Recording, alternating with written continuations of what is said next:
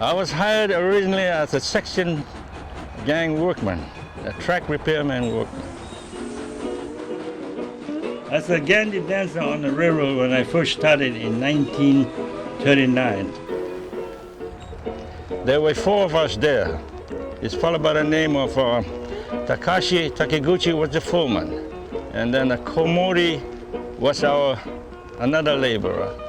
Then myself, Roy Wilson, and Robert Fujimoto was there.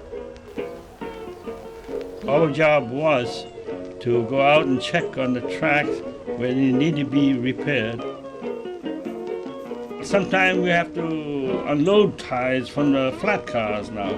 Then when you're unloading tires, we have the hooks to hook on the tires and just say, if 20 tires goes here, you pack it out, it goes. Maybe if two guys are, okay, you pull 10, I pull 10, that's it.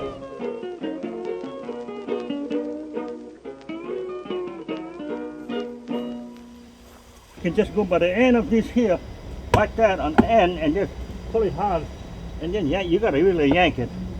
In order to move this, sometimes you hit it like that, and then you pull. With like the same momentum you pull, whatever it is, halfway out of the car, the flat car already, and you just yank it out. There you go. These ties, they last very long, very long. Creosote that used to treat lumber so much, getting rot, they can bury that lumber in the ground for years, and it won't rot. The bugs wouldn't eat it. This black ties are hard.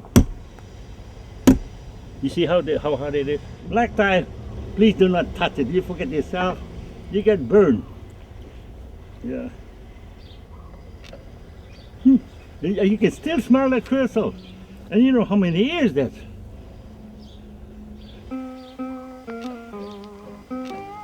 It's a constant work that you have to do. Sometimes you have to go and pull weeds between the ties. And you take it out with a pick, soften it out, and pull it by hand and discard it. And then sometimes if you have to change the ties, you have to dig around the tie, jack up the rail. If you had a wooden handle, you'll put the handle in here, then you can go up and down with it. Pull the tie out. So you grab one end like this here and pop goes in. When this goes in, then you yank it underneath here and put it in. Put a new one in and spike it down again. Well, this is your grader. That way you grade the track bed. Once you get the bed, put your ties and your rails on. Then they bring the train with the ballast on and just run on that rail and then dump the ballast, and then you fill up the ties and stabilize your railway. In the olden days, they didn't have this stuff. It was all manpower. All we had, pick and shovel, blasting cap, crowbars, and muscles. Usually this thing is about here, your belly button, this handle.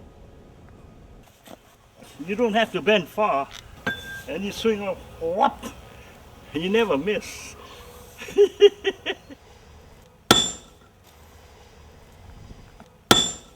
See?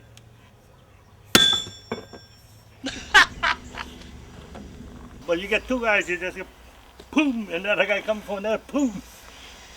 When they fill up ballasts on the ties like this, usually they stay around about 1.5 inches above the tie.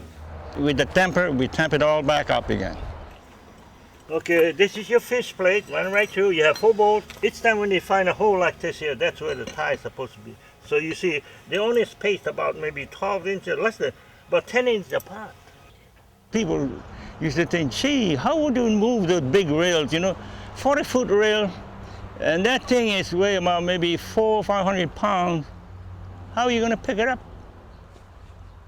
We just take 2 crowbars, stick it at the end, or I'll take 2 picks, one on each side, and you put the points in the hole, pick them up, put them on the rail, the regular rail, one end on each side, and just drag them. We can drag them maybe how far you want them.